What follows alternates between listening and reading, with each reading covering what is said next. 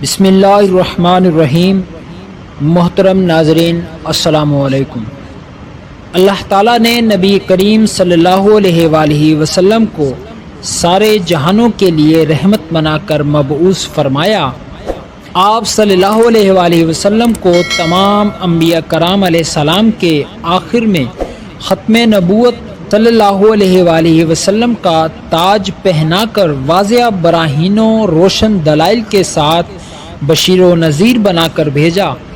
اللہ تعالیٰ نے آپ صلی اللہ علیہ وآلہ وسلم کی بعثت سے سوئی ہوئی عقلوں کو جگایا، اندھی آنکھوں کو روشنی اور بہرے کانوں کو قوت سماعت بخشی اور ضلل مبین سے ہٹا کر صراط مستقیم پر گامزن فرمایا۔ اللہ تعالیٰ کے عظیم احسان اور حضور خاتم النبیین صلی اللہ علیہ وآلہ وسلم پر ایمان کا یہ لازمی تقاضا ہے کہ نبی کریم صلی اللہ علیہ وآلہ وسلم کے ساتھ جان و مال، اہل و عیال، حتیٰ کہ ہر چیز سے بڑھ کر آپ صلی اللہ علیہ وآلہ وسلم کے ساتھ محبت و عقیدت کا لازوال رشتہ قائم کیا جائے۔ نبی کریم صلی اللہ علیہ وآلہ وسلم کی مکمل اطاعت و اتباع کی جائے اور اللہ تعالیٰ کا حکم سمجھ کر آپ صلی اللہ علیہ وآلہ وسلم پر کثرت سے درود و سلام بھیجا جائے۔ درود و سلام ایسی لازوال دولت ہے کہ جسے مل جائے اس کے دین و دنیا سنور جاتے ہیں۔ درود و سلام حضور نبی کریم صلی اللہ علیہ وآلہ وسلم کی تعریف، اللہ تعالیٰ کی رحمت کا خزانہ، گناہوں کا کفارہ، بلندی درجات کا زینہ، قرب خداوندی کا آئینہ، خیر و برکت کا سفینہ ہے، تنگ دستی کا علاج، جنت میں لے جانے کا سبب اور دوزخ سے نجات پانے کا ذریعہ ہے۔ قرآن میں درود و سلام پڑھنے کا حکم۔ سورۃ الاحزاب آیت نمبر 56 میں ارشاد خداوندی ہوتا ہے کہ بے شک اللہ تعالیٰ اور اس کے فرشتے نبی اکرم صلی اللہ علیہ وآلہ وسلم پر رحمت بھیجتے ہیں۔ اے ایمان والو، تم بھی نبی اکرم صلی اللہ علیہ وآلہ وسلم پر درود بھیجو اور خوب سلام بھیجو۔ اس آیت کریمہ میں اللہ تعالیٰ نے مسلمانوں کو یہ حکم دیا کہ وہ رسول اللہ صلی اللہ علیہ وآلہ وسلم پر درود و سلام بھیجا کریں، مگر اس کی تعبیر فرمائی کہ پہلے اللہ تعالیٰ نے خود اپنا اور اپنے فرشتوں کا رسول اللہ صلی اللہ علیہ وآلہ وسلم پر درود بھیجنے کا ذکر فرمایا، اس کے بعد مومنین کو اس کا حکم دیا۔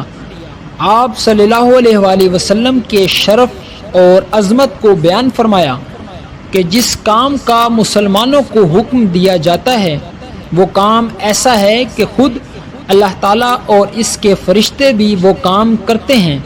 جب یہ آیت مبارکہ نازل ہوئی تو حضرات صحابہ کرام رضوان اللہ تعالیٰ علیہم اجمعین حضور نبی کریم صلی اللہ علیہ وآلہ وسلم سے عرض کرنے لگے، اے اللہ کے رسول صلی اللہ علیہ وآلہ وسلم، سلام کا طریقہ تو ہم جانتے ہیں، ہم درود کیسے بھیجیں؟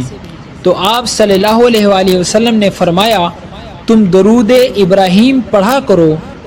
قارئین کرام سب سے افضل درود یہی درود شریف ہے جو خود رسول اللہ صلی اللہ علیہ وآلہ وسلم نے اپنے صحابہ کرام رضی اللہ عنہم کو سکھلایا تھا، اور درود شریف کے سب سے زیادہ بابرکت الفاظ بھی وہی ہیں جو رسول اللہ صلی اللہ علیہ وآلہ وسلم کی لسان مبارک سے نکلے، کیونکہ آپ صلی اللہ علیہ وآلہ وسلم وحی کے بغیر کلام نہیں فرماتے۔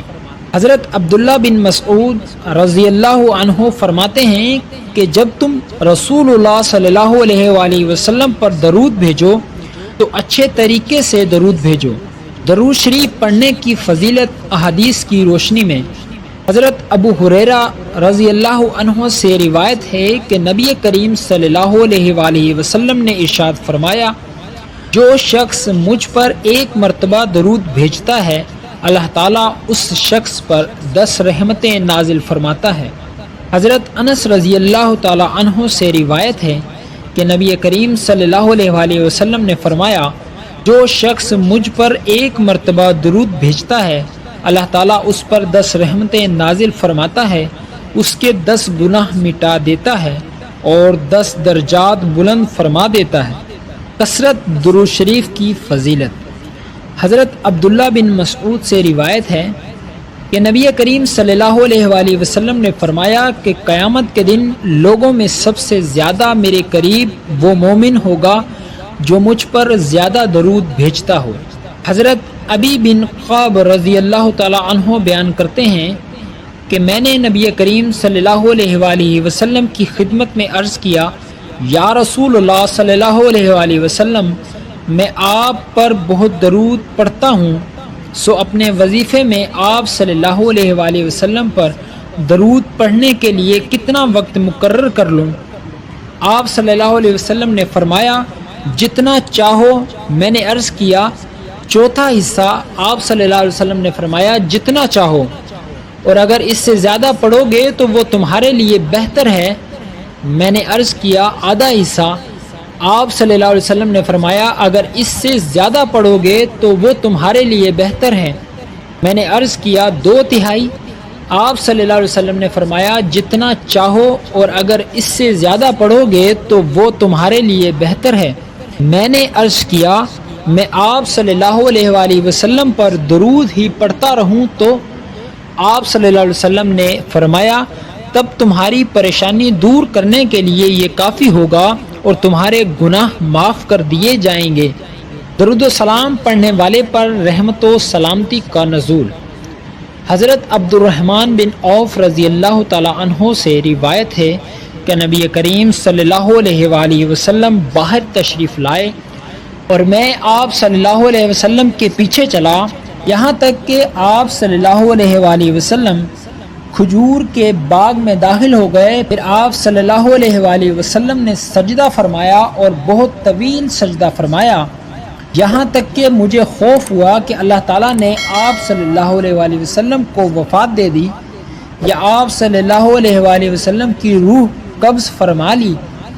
پھر میں نے نبی کریم صلی اللہ علیہ وسلم کے قریب آیا تاکہ قریب سے دیکھوں۔ پھر رسول اللہ صلی اللہ علیہ وآلہ وسلم نے اپنا سر مبارک اٹھایا اور فرمایا کہ بے شک جبرائیل نے مجھے بتایا کہ کیا میں آپ صلی اللہ علیہ وسلم کو یہ خوشخبری نہ سنا دوں کہ بے شک اللہ تعالیٰ یہ فرماتا ہے کہ جو آپ صلی اللہ علیہ وآلہ وسلم پر درود بھیجے گا میں اس پر رحمت نازل کروں گا، جو آپ صلی اللہ علیہ وسلم پر سلام بھیجے گا میں اس پر سلامتی نازل کروں گا۔ سلام پہنچانے کے لیے فرشتوں کا زمین پر گشت کرنا۔ حضرت عبداللہ بن مسعود رضی اللہ عنہ سے روایت ہے کہ نبی کریم صلی اللہ علیہ وآلہ وسلم نے فرمایا کہ بلا شبہ اللہ تعالیٰ کے فرشتے زمین میں گشت کرتے ہیں جو میری امت کا سلام مجھ تک پہنچاتے ہیں۔ روز قیامت باعث حسرت و ندامت مجالس۔ حضرت ابو سعید خدری رضی اللہ عنہ سے روایت ہے کہ نبی کریم صلی اللہ علیہ وآلہ وسلم نے فرمایا کہ جو لوگ کسی ایسی مجلس میں بیٹھتے ہیں جس میں وہ اللہ تعالیٰ کا ذکر نہیں کرتے اور نبی کریم صلی اللہ علیہ وآلہ وسلم پر درود نہیں پڑھتے تو قیامت کے دن یہ مجلس اجر عظیم سے محرومی کی وجہ سے ان کے لیے حسرت کا باعث ہوگی، اگرچہ وہ ثواب کے لیے جنت میں بھی داخل ہو جائیں۔ حضرت ابو ہریرہ رضی اللہ تعالی عنہ سے روایت ہے کہ رسول اللہ صلی اللہ علیہ وآلہ وسلم نے ارشاد فرمایا، لوگ جس مجلس میں بیٹھتے ہیں اگر اس میں اللہ تعالیٰ کا ذکر نہیں کرتے اور اپنے نبی کریم صلی اللہ علیہ وآلہ وسلم پر درود نہیں پڑھتے تو ان کی مجلس قیامت کے دن ان کے لیے باعث حسرت ہوگی۔